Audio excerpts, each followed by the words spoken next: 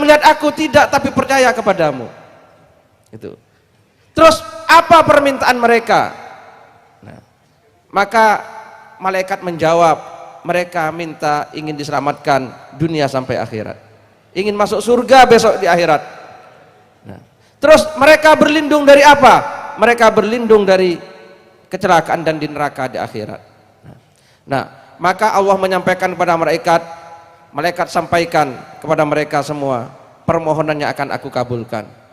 Lalu malaikat menyatakan kepada Allah Ta'ala, tapi ya Allah, di antara mereka itu ada yang datang sebetulnya tidak karena tujuan itu, tujuannya lain, mungkin karena mencari temannya, temannya ada di sana, mungkin karena apalah, pokoknya tidak karena untuk zikir.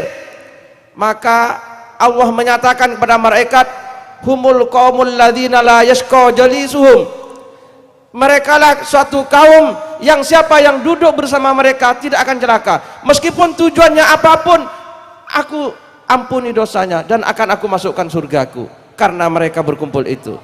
Jadi semuanya mudah-mudahan dikabulkan oleh Allah Subhanahu wa taala. Amin. Begitu. Ada tambahan Bib? Fatal Bib. Ya. Teman-teman, saya mau ngomong, kalau Pak Muzamil tadi kan dari agama, dari pandangan hadis atau Al-Quran. Saya mau ngelihat dari sisi lain, Cak. Artinya apa yang membuat Anda tadi bisa ekspresi bebas? Karena Anda tidak ada tekanan apapun, tidak ada perasaan tertekan, tidak ada seolah-olah ini wajib yang gimana harus, karena itu bisa lepas bahkan bergembira. Nah, yang saya ingin katakan, dulu Cak, Jawa itu ada orkestra yang namanya gamelan. Itu Eropa belum ada loh Mas. Philharmonic Orkestra itu belum ada, di Eropa itu belum ada, di Jawa sudah ada. Orang Jawa itu sudah pakai blangkon. Blangkon itu sorban cara Jawa, artinya sorban yang dipakai secara instan. Sekarang Anda lihat ada Habib siapa? Umar bin Hafid, kemarin yang baru datang Habib Ali, itu kan pakai sorban yang instan. Jadi bukan sorban yang dihubung-hubungke. Dhisik endi wong Jawa karo wong ning Yaman kae. Kenapa? Kenapa mereka waktu itu kreatif? Karena mereka seperti Anda, kalau kondisi seperti ini tidak tertekan, berdaulat, bisa merdeka, Anda akan menemukan banyak penemuan-penemuan baru yang tidak terpikirkan. Loh, di Amerika waktu tahun 90-an itu mengirim, karena bayangan, wah sok ben iki donya bakal kiamat, kocer-kacer kabeh, maka harus ada yang diselamatkan dari dunia ini untuk dikirim ke luar angkasa. Salah satu yang diselamatkan itu semua kitab-kitab suci dibuat chip, dikirim. Dan yang unik, salah satu musik yang diselamatkan itu musik dari Jawa. Orkestra dari satu jenis gamelan yang direkam dan sampai sekarang ada di luar angkasa. Jadi lihat, Anda sudah menghasilkan sesuatu yang besar. Kenapa sekarang Anda tidak bisa menghasilkan yang sama-sama besar? Karena Anda tidak dalam posisi bebas. Anda seperti tertekan terus. Kalau Anda bisa dalam situasi seperti ini, la khaufun alaihim walahum yahzanun, maka kreativitas Anda akan menyala kembali. Itu, Cak. Tepuk tangan, sangat bagus. Sabrang, ada tambahan? Kalau gitu saya mohon Sabrang sama Pak Muzamil memandu 3 kelompok yang tadi dapat PR untuk presentasi. Pak Muzamil, 3 kelompok tadi. Silakan, Baik, 3 kelompok. Ya. Baik ya, mari ketiga kelompok yang tadi dikasih tugas. Samin. Sapi Bluro. 25 tahun ke bawah.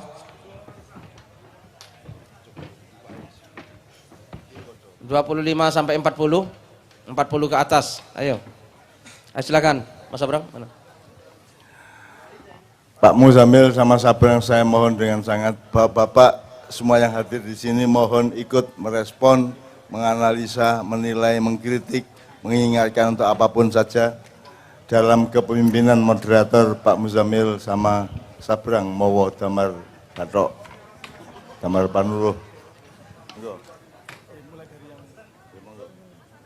Ini yang umur berapa? Oke, 25 ke bawah, berarti yang 25 ke atas di sana. Ya. Mana Mas Sabrang? Salah satu kunci untuk membangun adalah kebersamaan. Ini umur berapa? 25 ke atas ya. Dalam kebersamaan ada dari tua sampai muda, ada dari miskin sampai kaya, ada yang dari tidak begitu pandai sampai ke pandai.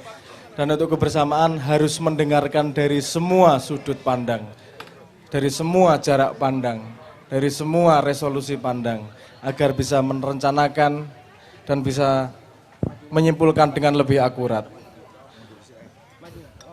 Kita mulai dari yang lebih muda atau yang lebih tua? Oke. Kita mulai dari yang lebih tua, tadi diberi 40 ke atas, tadi yang diberi pertanyaan oleh Simbah adalah Apa beda hidupnya orang kota dan orang apa desa? bedanya hidup orang kota dan hidup orang desa? Monggo.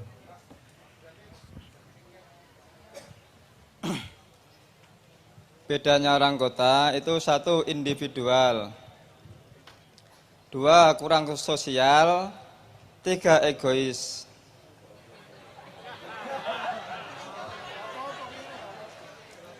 Siji ayam, loro pitik, 3 chicken. Podo kuwi. Empat, mudah terpengaruh budaya luar. Nomor 5, ekonomi. Desa itu satu, guyub rukun. Dua, orangnya itu alamiah gitu loh, enggak aneh-aneh. Tiga, bersosialisasinya bagus. Empat, sopan santunnya, unggah-unggahnya ya seperti. Nomor 5, petani utun.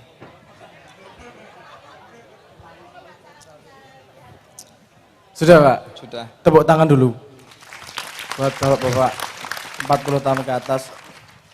Ini aspirasi dari 40 tahun ke atas bahwa orang kota adalah lebih egois, lebih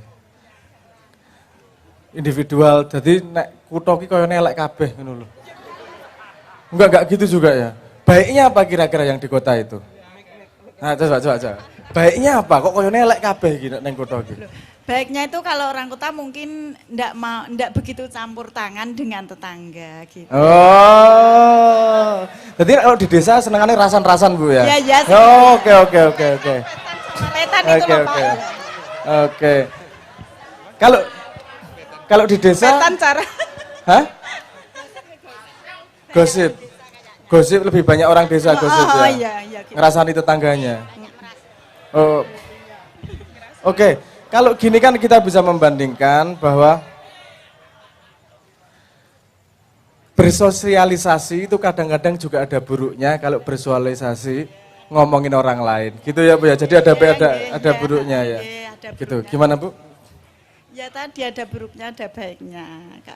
Terus sebaiknya gimana? Berarti kan harus mengambil yang baik dan membuang yang buruk. Oke. Ada respon dari bapak-bapak para pengampu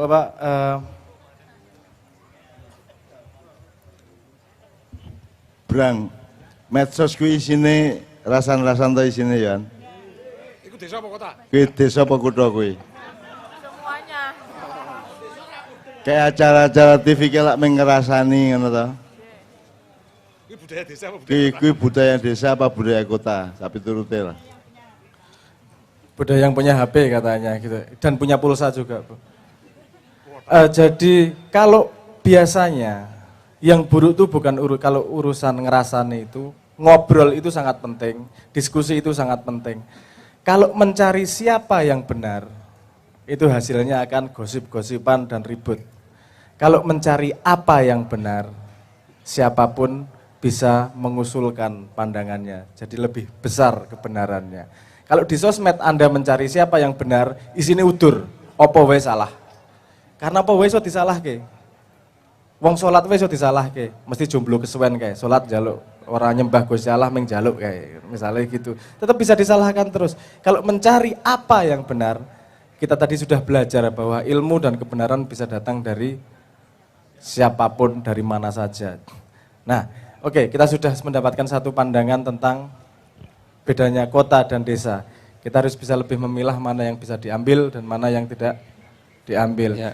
Baik, Mas Abraham. Mungkin kita bisa tanya ke Pak Bupati atau para pejabat yang lain. Nah, niatnya pemerintah di Blora ini membangun masyarakat yang bagaimana? Oke. Bukan desa atau kota, tapi apa yang baik yang akan dibangun dan apa yang buruk yang tidak akan dibangun. Yang jauh Pak Bupati. Gini Cak Nun, sesuai dengan misi pemerintah Kabupaten Blora, kami ingin mewujudkan masyarakat Blora yang sejahtera dan bermartabat. Ya. Sejahtera artinya mereka kecukupan kebutuhan dasarnya dan bermartabat, ya, etika sopan santun masih tetap terjaga, demikian. Tepuk tangan dulu buat Pak Bupati. Ada bapak-bapak yang lain ingin menyampaikan, merespon tentang pandangan terhadap kota dan desa. Monggo, monggo. Ayo Pak Ketua DPR, silakan. Barangkali ini ada Ketua DPR.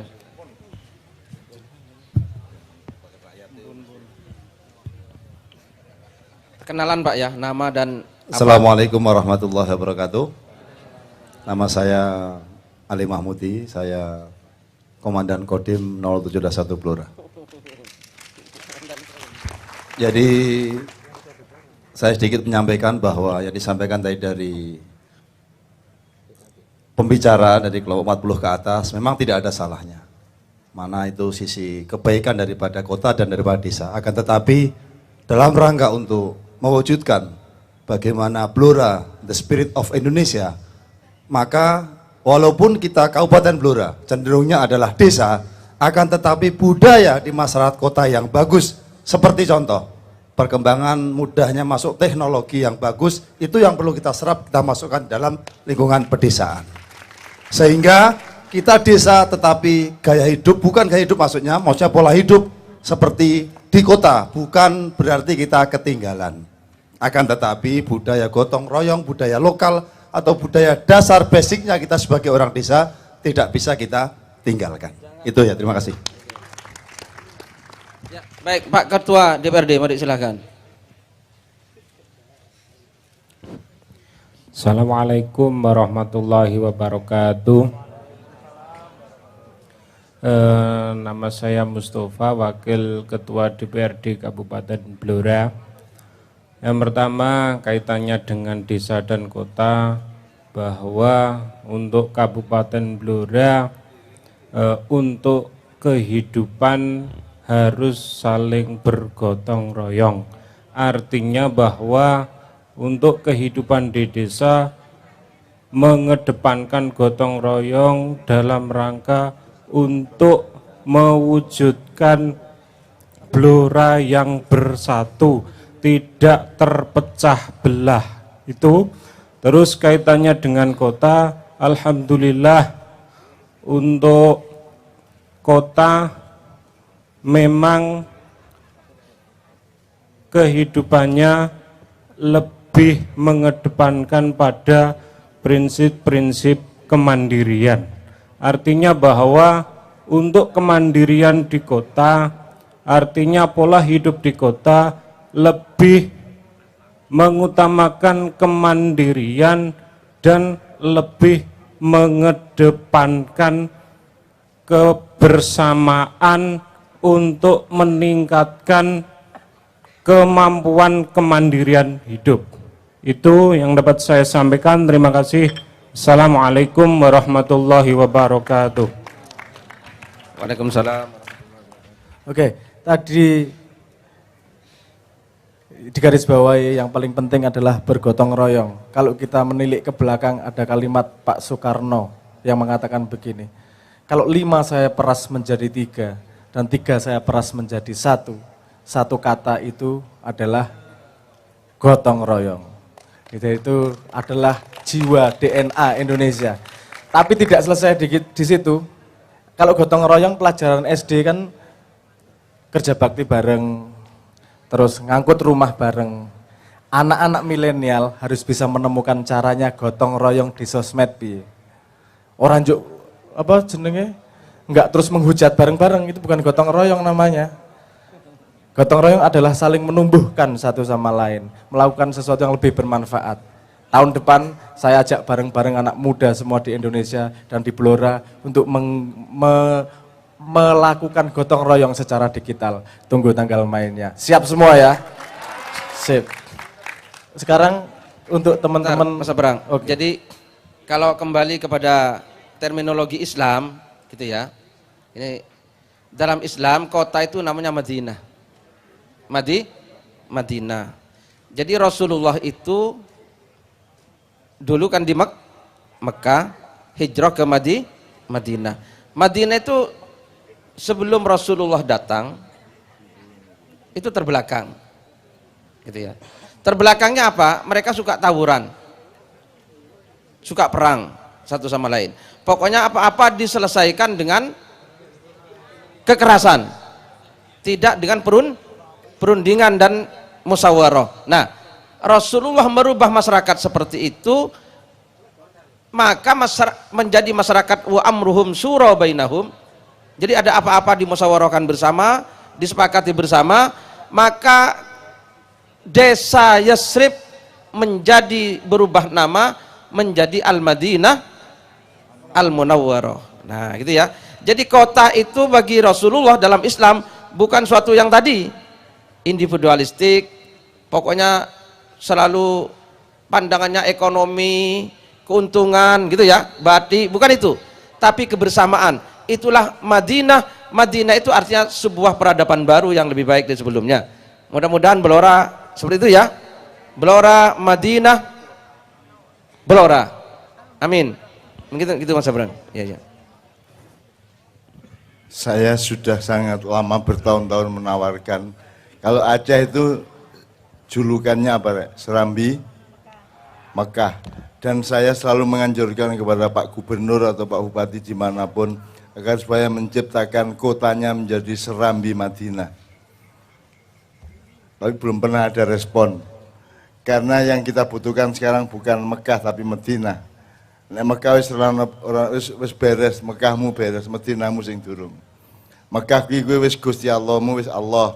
Nabimu wis Muhammad, tauhidmu, teologimu beres, tapi Madinah itu adalah piye carane bebrayan bareng-bareng, piye carane kue saling mengamankan satu sama lain, saling mendukung, saling menumbuhkan satu sama lain.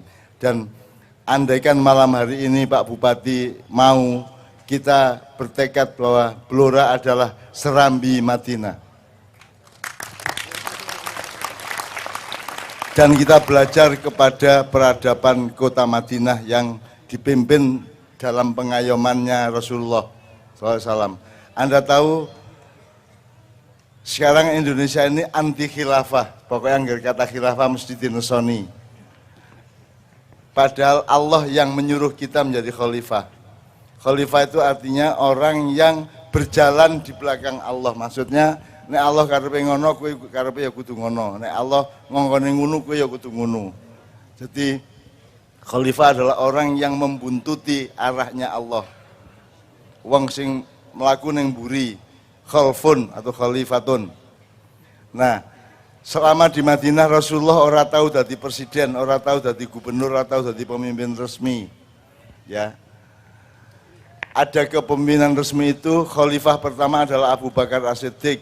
Jadi waktu itu Rasulullah hanya memakai Qul a'udzu birabbin nas, tidak pernah memakai Malikin nas, apalagi Ilahin nas. Nah, meskipun sudah ada Pak Bupati resmi, tapi saya mohon dengan sangat Blora bisa menjadi Spirit of Indonesia dengan semangat bahwa semua pejabat di sini pendekatannya adalah pendekatan pengayoman, pendekatan kasih sayang, pendekatan mengasuh, pendekatan api-apian bareng bebarengan, bukan pendekatan kekuasaan dan kekuatan.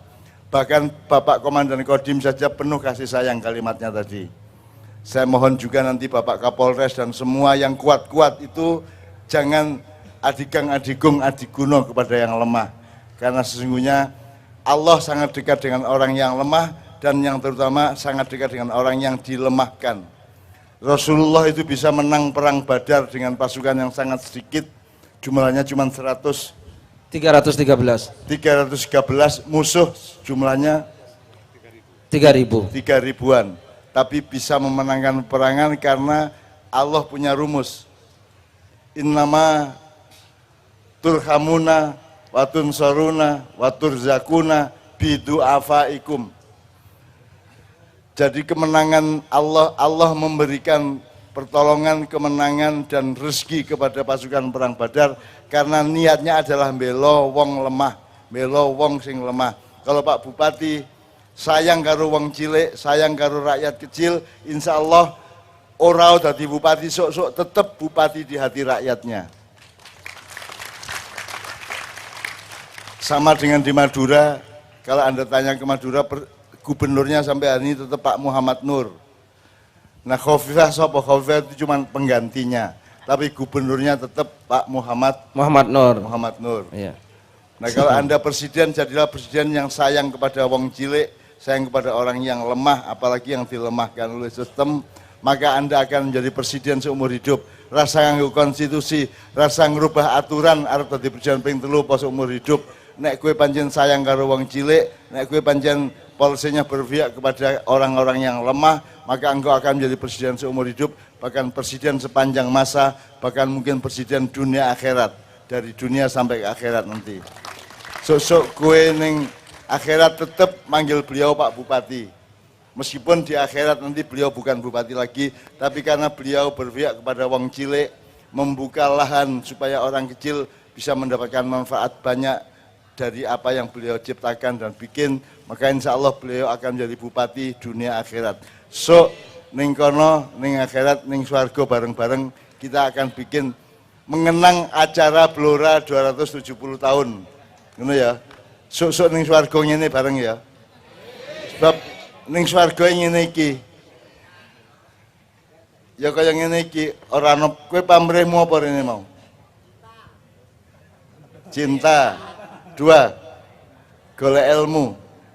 Pak Muzamil, tolong kasih tahu hadis Rasulullah SAW. Tingkate derajate wong golek ilmu kuwi dibanding wong ibadah, sholat dan lain-lain itu gimana bandingannya? Ya.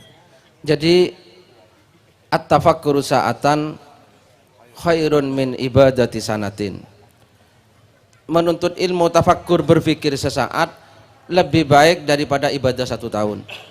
Gitu ya. Sesaat, tek gitu, sesaat itu bukan tek, golek ilmu tek gitu. Lebih baik daripada ibadah 1 tahun. Iki njur salat dan sesuk iki. Aku lo wis ning alun-alun di Stadion Blora sudah mencari ilmu berjam-jam, berarti aku entuk ora sembayang berpuluh-puluh tahun ngono ya Dan minggu. Kamu sambil hati-hati juga nek karo wong curang atine kaya ngono kuwi. Tapi insya Allah Anda tidak seperti itu. Kowe ngerti ya bahwa Anda kaya ngene iki penggaweanmu ning swarga ya ngene iki engko. Sebab ning kono kan orang ngelumpuk arep pemilu lah ora. Ora to? Ngelumpuk arep demo lah ora. Ning swarga arep demo apa arep pasar ya ora ono. Sebab kowe batin wis langsung ono. Dadi ora perlu nang pasar. Jadi ning swarga ade kudu latihan. Ya kaya ngene iki wong sing tanpa pamrih kumpul semata-mata mencari ridho Allah, mencari nikmat Allah, mencari ilmu dari Allah. Dan Anda semua datang ke sini hanya untuk itu, tidak untuk yang lainnya. Ya ono sing golek bojo. Ono pancen. Ning ya kuwi ya tetep insyaallah apik ya. Nek golek wong wedok siji, iki golek bojo. Nek wedok lak wonge, nek bojo kan fungsine, manfaate kan gitu. Jadi golek bojo rene ora masalah Pak Muzamil ya. Enggak apa-apa, bagus malah. Bagus ya? Iya. Apik. Apik, kan beristri itu dapat pahala. Iya.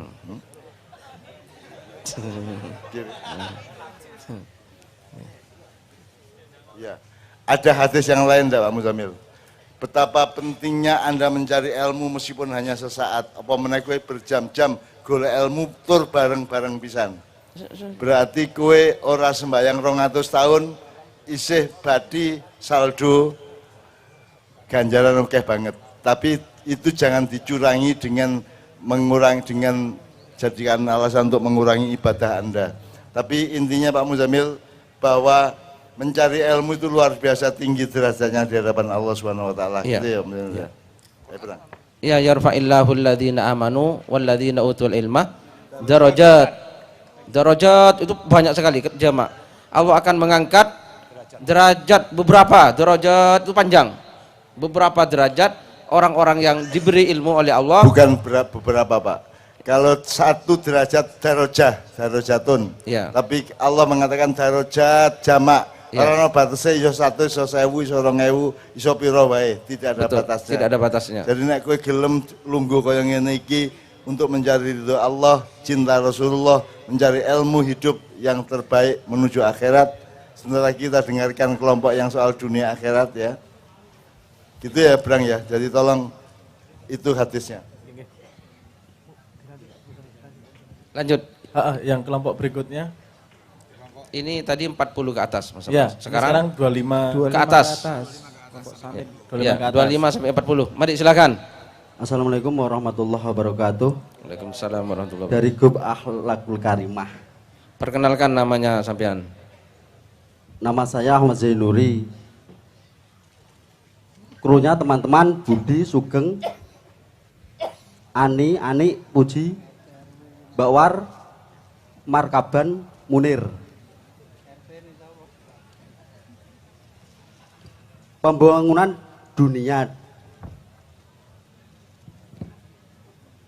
meliputi di dalam pendidikan seperti sekolahan, kesehatan, rumah sakit, akses jalanan, jembatan, penerangan jalan, akses pasar, akses ekonomi. Pasar mengutamakan dalam negeri, memperhatikan rakyat kecil, utamakan orang tani yang selalu ditindas, ibaratnya gitu. Harga padi segitu-gitu, terlalu kecil lah gitulah. Dah obat-obatan meningkat terus, dah akhirnya gimana orang tani semakin digecek gitu. Gitu. Keamanan Polri, Banser, TNI, dan pahlawan Indonesia. Okay. Pembangunan akhirat meliputi akhlak, memperbaiki diri, sopan santun orang Jawa dalam tutur bahasa, jangan ditinggalkan. Kedua, ibadah seperti sholat, zikir yang ada sanatnya. Takwa, yang ketiga takwa, menjalankan perintah, menjauhi larangan, biasa di masjid, rukun, dijalankan. Yang keempat, sodakoh, amal jariah, santunan anak yatim, dan lain-lain. Yang kelima, amar ma'ruf nahi mungkar, seperti ngaji bareng ngeten iki, ngaji bareng nggih ngareng niku, ngaji bareng kali saling mengingatkan perkara yang hak dan yang batil gitu aja. Assalamualaikum warahmatullahi wabarakatuh.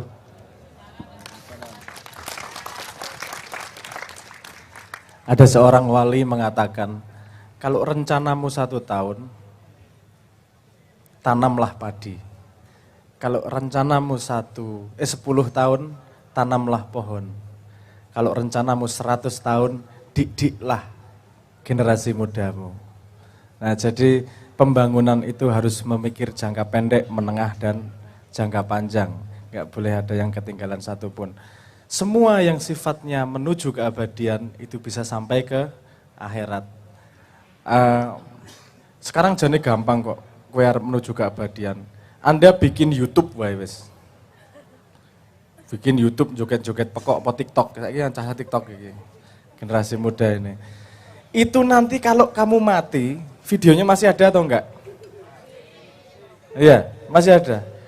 Itu statusmu di Facebook, kamu mati masih ada enggak statusnya? Nah, kalau semua mulai memikirkan bahwa apapun yang kita lakukan ada potensi bahwa umurnya lebih panjang daripada usia kita, jangan lupa, dia punya potensi keabadian. Jadi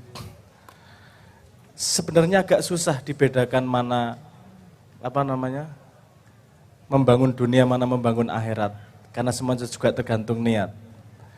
Kalau misalnya ini tadi dirobohkan, kalau niatnya cuma untuk urusan bangunan selesai. Tapi kalau niatnya adalah untuk kemaslahatan yang lebih lama, hanya 1 malam ini sinau bareng itu bisa menghasilkan ilmu yang sangat panjang. Itu bisa menjadi modal di akhirat. Sik Mas ya, aku takon. Kowe mau nek pembangunan dunia iki apa pasar, gedung, apa meneh? Rumah sakit, sekolahan. Nek pembangunan akhirat ki salat, sedekah ngono ya. Akhlak. Saiki nek kowe ning pasar entuk ora nganggo akhlak. Kudu berakhlak ora nek ning pasar. Nek kowe dadi bupati kudu akhlak ora. Jadi pertanyaannya tadi itu kan pembangunanmu iki tujuanmu dunia apa akhirat kan gitu. Bukan apa dunia apa akhirat, tapi pembangunanmu iki tujuanin dunia apa akhirat. Aku takon, nek kowe ngapusi ning pasar ada akibatnya di akhirat ndak? Nek kowe nguyui anake tanggane ana akibatnya ning akhirat ora? Nek kowe nyolong ana akibat akhirat ora? Jadi pembangunan kita itu dunia apa akhirat? Sebab tidak, coba sebut satu hal yang tidak berakibat di akhirat. Sebut. Ada enggak perbuatan kita yang tidak berakibat di akhirat? Kalau tidak ada, berarti pembangunan itu harus berorientasi dunia apa akhirat? Itu maksudnya Mas. Jadi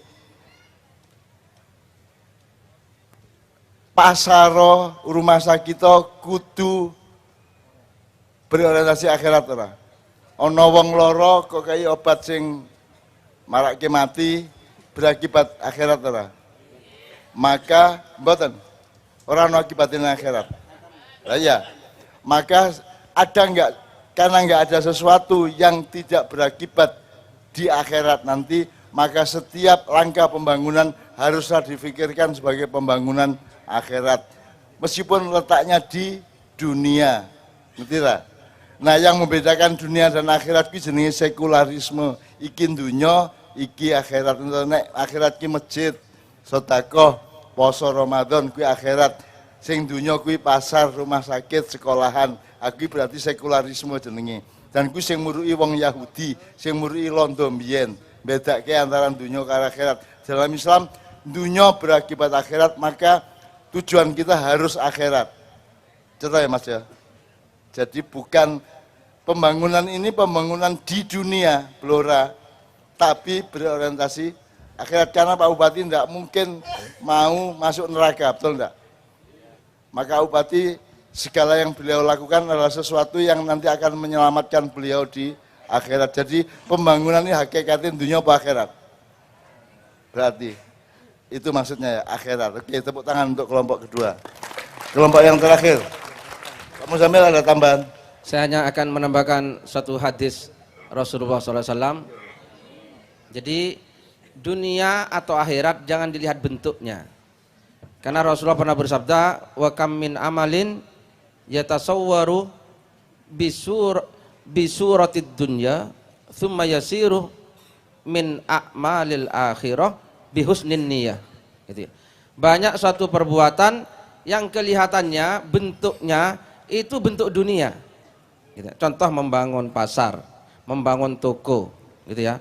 Apalagi pergi ke sawah, ya. Sampean jualan bakso, gitu ya. Jualan apa? Sate Blora, bukan sate Madura, gitu ya. Atau apapun itu kan seakan-akan mencari dunia. Ya apa enggak? Nandur hutan, di hutan sana nandur pohon, seakan-akan dunia. Pak Dandim menjaga keamanan, seakan-akan dunia. Polisi di perempatan, seakan-akan dunia. Nah, sabda Rasulullah banyak perbuatan yang bentuknya dunia, tapi dia yasiru min a'malil akhirah, bisa menjadi itu termasuk perbuatan akhirat bihusnin niyah, sebab bagusnya niatnya. Nah, gitu ya. Niatnya bagus. Jadi sampai ke pasar jualan tidak semata-mata mencari uang. jual bakso, saya ingin orang yang mau makan bakso supaya ada bakso. Nah itu ya. Kasihan kalau sampai gak ada bakso. Ini kan bagus. Saya ingin mempermudah orang makan sate, maka saya jualan sate. Saya ingin mempermudah orang pakai peci, saya jualan peci. Dan seterusnya. Itu ya. Maka itu menjadi amal akhirat. Sebaliknya, wa kam min amalin yatasawwaru bisurati a'malil akhirah. Banyak perbuatan yang bentuknya seperti perbuatan akhirat. Contoh sholat, contoh baca Quran, contoh bersedekah, contoh umroh, contoh naik haji, dan lain-lain. Sepertinya amal akhirat. Tapi summa yasiru min a'malid dunya, kemudian jadi amal dunia bisu'in niyah, sabda Rasul, sebab buruk niatnya. Jadi jangan kok kalau baca Quran mesti akhirat. Tergantung niatnya apa. Nah itu ya. Jangan kok terus kalau umroh, wah ini akhirat ini. Nah tergantung niatnya. Itu Rasulullah SAW mengingatkan. Oleh karena itu tadi benar Banon, gitu ya, Banon. Ayo akhiratkan semuanya kalau bisa, ya. Akhiratkan. Jangankan akhirat pun semua. Sampian senang burung, pelihara burung. Akhiratkan. Kenapa kok melihara burung? Kasihan burung biar gak repot-repot mencari makan di hutan, tak kasih makan terus. Nah, gitu loh ya. Asalkan bukan burungnya temannya gitu ya. Seterusnya. Oke, dan seterusnya. Ini pemelihara burung dikasih makan sabun tiap hari. Oke. Generasi 25 tahun ke bawah.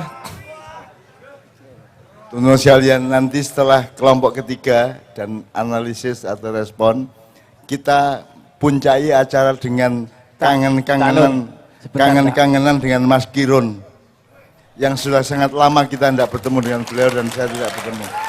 Saya mohon Mas Kirun ridho untuk memuncai acara kita nanti dengan apapun saja yang akan beliau lakukan. Pencak ya oleh, ndagel ya oleh, nembang ya oleh, apa wae. Pokoknya I love you full, ngoten nggih? Nggih. Cinta tak gak karo Kirun, Rek? Cinta Mas Kirun, di sini urusannya cinta. Maka ilmu mudah masuk mergo tresno. Oke, sekarang kelompok terakhir, silakan. Di kanan ya, ayo. Habib Manis ada yang mau disampaikan enggak? Ya, ya Habib Manis nanti. Mari, yang ini milenial ya. 25 ke bawah atau ke atas? 25 ke bawah. 25 ke bawah. Oke, silakan. Assalamualaikum warahmatullahi wabarakatuh. Terima kasih kepada kru dari Cak Nun atau Kiai Kanjeng yang telah memberikan kesempatan pada tim kami atau kelompok kami, kelompok Samin. Mungkin kelompok Samin ini kok tidak nyaring suara?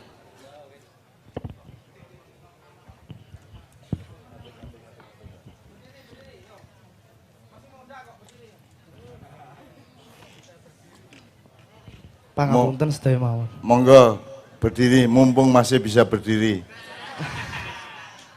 Dredeg, Cak. Langsung saja dari kelompok kami tadi itu pertanyaannya didahulukan mana pembangunan manusia atau Nah, kami tadi menyepakatkan dari kelompok harus didahulukan pembangunan manusianya. Nah, di sini terkait dengan sumber daya manusia, ada beberapa hal atau poin yang perlu diperhatikan semuanya. Yang pertama yaitu terkait dengan pendidikan formal ataupun non formal. Jadi mungkin pendidikan itu sangat penting bagi kita, terutama yang paling pertama dan utama yaitu pendidikan dari keluarga. Karena itu nanti yang bisa membentuk karakter anak untuk bagaimana sifat karakternya ke depan. Kemudian setelah dari keluarga, pendidikan dini, mulailah anak itu tadi nanti dikenalkan dengan pendidikan akademis. Misalkan di SD, masuk di SD dikenalkan dengan mata pelajaran matematika, bahasa Inggris dan lain sebagainya. Kemudian di tingkat SMP lebih menjurus kembali lebih luas lagi. Kemudian masuklah di tingkat SMA. Nah, di tingkat SMA ini sub-subnya itu lebih luas lagi, dikenalkan dengan organisasi, dikenalkan dengan mungkin kegiatan Bayangkara ataupun yang lain. Nah, setelah dari itu beberapa anak atau beberapa mayoritas kita atau manusia yang ada di Indonesia ini khususnya, itu setelah SMA itu langsung kerja. Nah, ada yang melanjutkan mungkin di perguruan tinggi perkuliahan, dan mayoritas namun itu kembali langsung kerja. Nah, agak bingung kan? Nah, kemudian setelah mendapatkan wawasan atau akademik, organisasi, dan lain-lain dari akademis, nah nanti ketika masuk di perkuliahan, anak-anak itu dikenalkan dengan organisasi, misalkan nanti terbentuklah jiwa sosialnya, jiwa religinya, jiwa sosialisnya. Nah, kemudian apa ya? Bingung saya. Ya, biar dibantu teman saya ini ya. Terima kasih.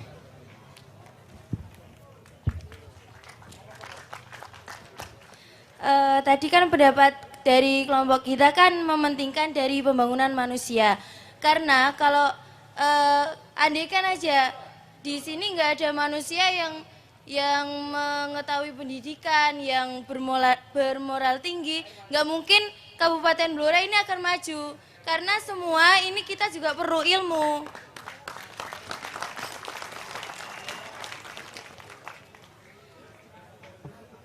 Terus dengan spiritual, manusia kan belajar bukan cuma akademik, bukan cuma masalah organisasi atau apa. Kita kan juga perlu spiritual yang mempelajari tentang keagamaan kita, dan kita juga harus paham akan kehidupan masyarakat yang ada di sini. Jadi kalau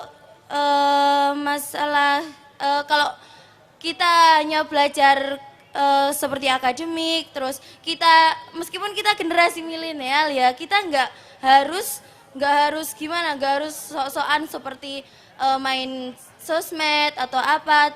Kita itu harus, yang wajib kalau menurut saya itu wajib mengetahui keagamaan, karena kebanyakan remaja zaman sekarang itu lupa akan agamanya.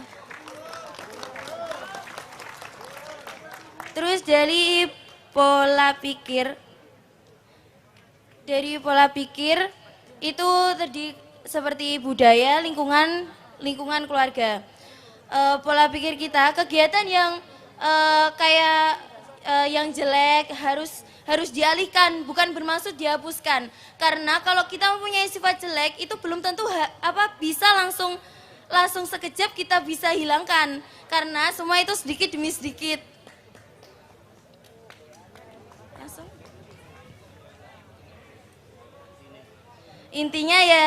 Intinya kalau masalah pembangunan manusia atau pembangunan Kabupaten Blora ini, yang menurut kita paling utama adalah pembangunan manusia terlebih dahulu.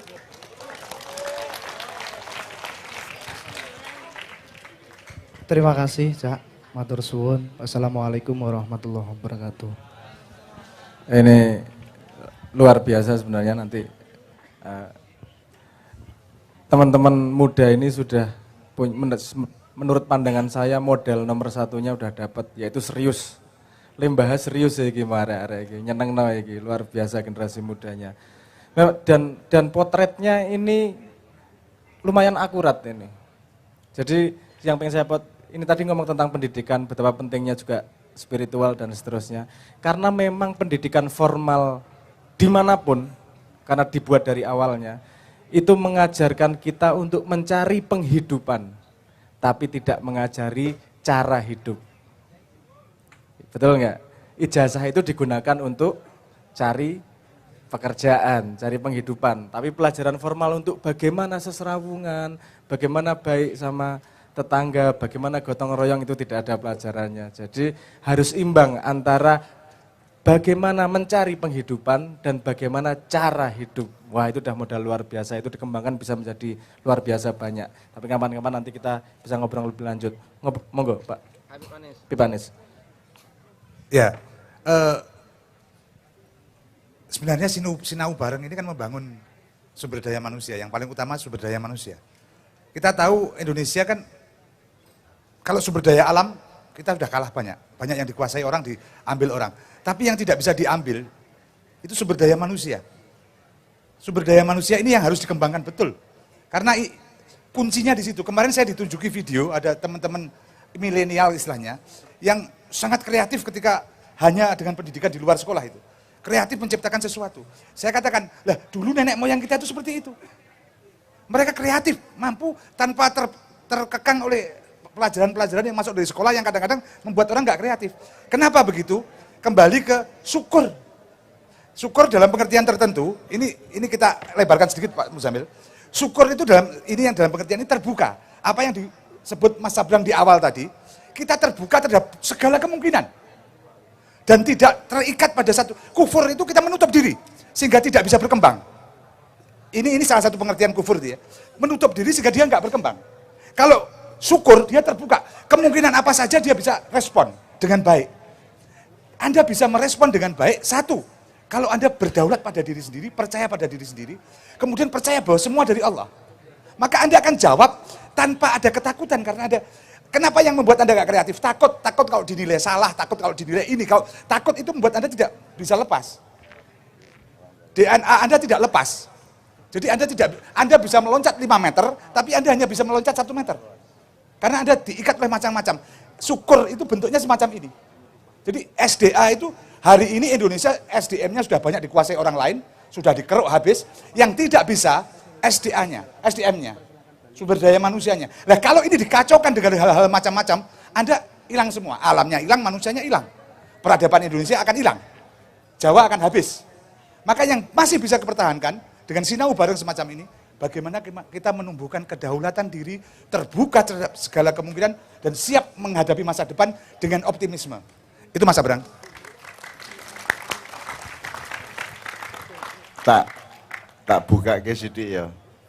Anda tahu istilah SDM, sumber daya, yang dimaksud pemerintah selama ini SDM sejak Orde Baru adalah tingkat produktivitas manusia. Jadi kowe nek isih kuat mikul berarti SDM tinggi, nek kowe wis ora kuat mikul kowe wis dianggap manula.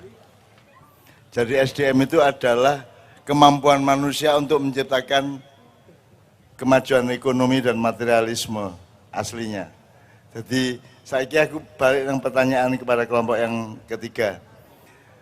Nek sing maju mlorane iki kan duwe mall, duwe stadion ngono ki to. Nek sing maju menungsone iki piye? Apa wae unsur sing menungso maju ki apa wae? Apa nih? Nek menungso kuwi akhlake apa meneh? Pengetahuane terus punya skill, kemampuan. Nah sekarang yang disebut skill itu kan produktivitas ekonomi. Kowe sekolah rak mung ben luwih gampang golek duit ngono to saiki iki. Kan ngono kuwi to. Jadi itu bukan pembangunan manusia, itu pembangunan ekonomi, pembangunan peradaban materialisme. Nah yang pertanyaan saya adalah Blora iki arep bangun wonge apa bangun kutane? Nek bangun kutane ya gawe stadion sing apik, mall sing akeh, Indomaret diokehi, ya toh. Pokoknya hal yang sifatnya materi dan keduniaan. Kalau manusianya adalah wonge rukun, beberayan, tolong menolong, saling mengamankan, saling mendukung, saling menumbuhkan. Itu yang namanya pembangunan manusia. Nah, yang sing luwih penting ndi Blora iki? Moncere kutone apa apike menungsane? Nah, kalau apike manusia bukan SDM namanya. Karena SDM yang selama ini kita anut adalah sumber daya ekonomi dari seseorang. Nek kowe nom, kowe kuat macul, kowe SDM tinggi. Nek kowe wis ora kuat macul, kowe SDM rendah. Lah ngono ta pemahaman pemerintahan kita selama ini. Nah, di Blora tidak. Blora itu spirit of Indonesia. Jadi yang di nomor satu adalah manusia Blora, penduduk Blora, masyarakat Blora adalah masyarakat yang meskipun tidak terlalu kaya, tidak moncer, tidak gemerlap, tidak hebat secara materi, tapi masyarakatnya luar biasa. Saling menyelamatkan, saling menumbuhkan, saling mengamankan, saling tolong menolong satu sama lain. Dan itu kan maksudnya ya, jelas jadi ya. Jadi unsur manusia ya apa wae, unsur pembangunan dunia apa saja. Apa yang di nomor satukan oleh Gelora itu adalah yang kita cari bersama pada malam hari ini. Oke, tepuk tangan untuk semua kelompok yang presentasi. Kita sudah merambah sangat banyak ilmu, alhamdulillahirrahmanirrahim. Sekarang kita puncai bersama dengan hikmah, dan apapun saja akan kita terima dengan ikhlas dan penuh riang gembira dari Mas Kirun. Tepuk tangan semuanya.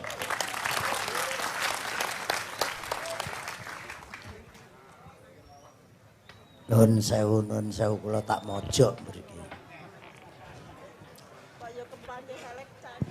Assalamualaikum warahmatullahi wabarakatuh. Alhamdulillah.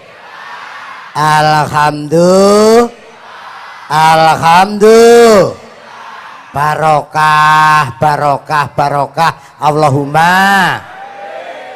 Allahumma sholli ala sayyidina Muhammad.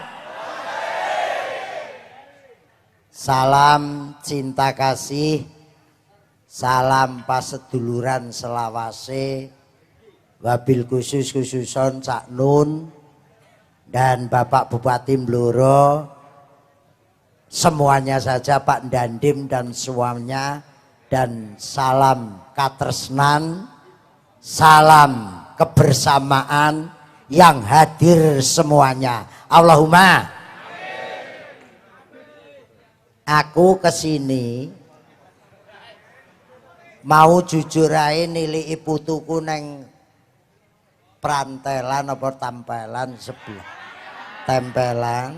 Kebetulan aku punya anak pelawak dari Blora, tak kasih nama Pelok. Anak urung umur saulan, saya niliki.